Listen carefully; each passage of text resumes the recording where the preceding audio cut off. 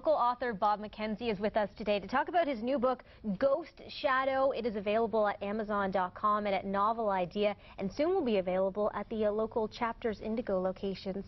And I'm so excited to talk to you about this because I've been carrying this book around because you dropped it off here a little while ago. Thank you very much for that. Been carrying it around, and everyone who's seen it is like, oh my goodness, what book are you reading? Because it is such a haunting image on the cover of your book, and some really interesting stuff in here. So I wonder, first of all, if you could tell me just kind of like the plot idea behind this book.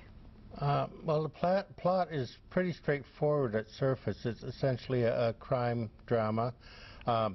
Windsor University professor and a team of his graduate students have gone on an unauthorized expedition to China and stolen a couple of $1 million worth of artifacts, and they're back in Windsor, and they're being chased by two segments of Chinese organized crime plus a group of Vietnamese gang. Meanwhile, the professor's daughter has apparently, we're not sure about it, been kidnapped, and so the professor's wife hires a private detective to try and find her daughter, and the private detective is the central character of this series of books. And that's Paige Turner. Yes. Great name for a mystery novel main character as well. How did you come up with that? It seemed appropriate.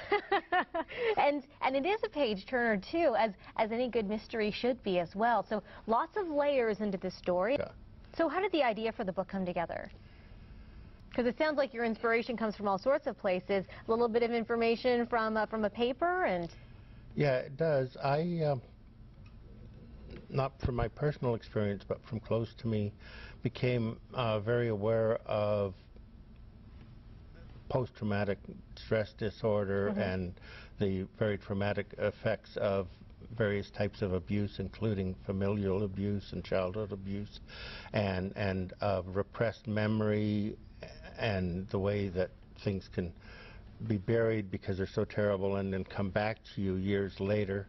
And I also wanted to write a crime fiction story, but I really didn't think I'd be very good at writing a mystery because I get bored with it. I keep wanting to give away the end.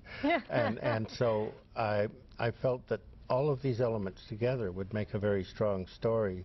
So Paige and Mrs. Markham, the professor's wife, and her daughter Susan all have issues of these psychological problems that are because of the traumatic events in the book that happen to and around them are brought out.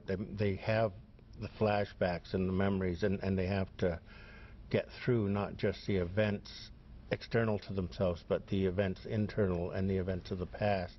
So I felt this would be a very powerful story. And tell me about the image, too, that's on the cover of this novel. I was actually thinking of a cover, you know the 30s dime novels with the action scene and the guy with the gun and the blonde with the breasts hanging out, and I was thinking, because it's kind of like a dime novel of that.